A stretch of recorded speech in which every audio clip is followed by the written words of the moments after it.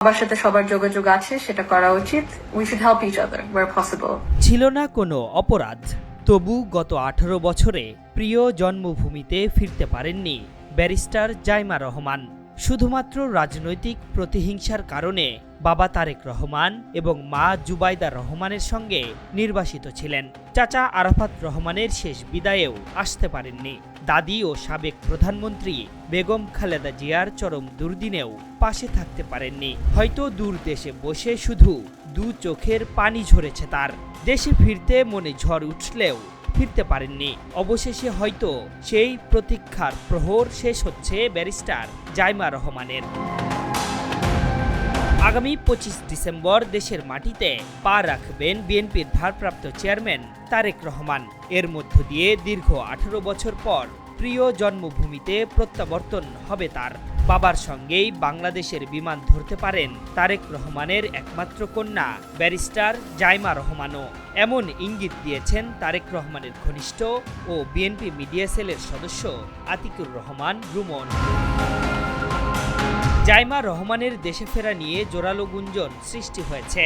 শোনা যাচ্ছে দেশে ফিরেই রাজনীতির ময়দানে নামবেন জিয়া পরিবারের উত্তরসূরি। একই সঙ্গে অসুস্থ বেগম খালেদা জিয়ার পক্ষে নির্বাচনী প্রচারণায় অংশ নিতে পারেন জাইমা।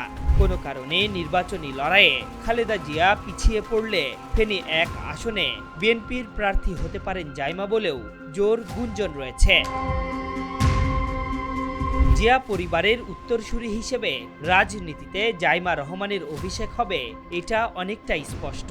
ইতোমধ্যে লন্ডন থেকে ভার্চুয়ালি বিএনপির সভায় জাইমার বক্তব্য সেই গুঞ্জনকে আরও জোরালো করেছে। শুধু রাজনীতি নয়, বিএনপির ঘোষিত রাষ্ট্র কাঠামো মেরামতের 31 দফা বাস্তবায়নেও অগ্রণী ভূমিকা রাখবেন জাইমা। শোনা যাচ্ছে নারীর ক্ষমতায়ন ও উদ্যোক্তা উন্নয়নের হাল ধরবেন এই কন্যা।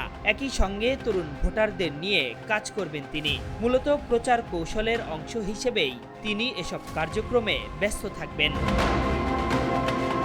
বিদেশ থেকে সেই রাজনীতিতে অভিষেক বাংলাদেশে নয়, উপমহাদেশে এমন উদাহরণ আরও অনেক আছে। ভারতে রাহুল প্রিয়াঙ্কা, পাকিস্তানে বিলাওয়াল ভুট্টো এবং নেপালের অং সান সুচি বিদেশ থেকে এসে রাজনীতিতে নাম লিখিয়েছেন। পরবর্তীতে দলের হালও ধরেছেন তারা।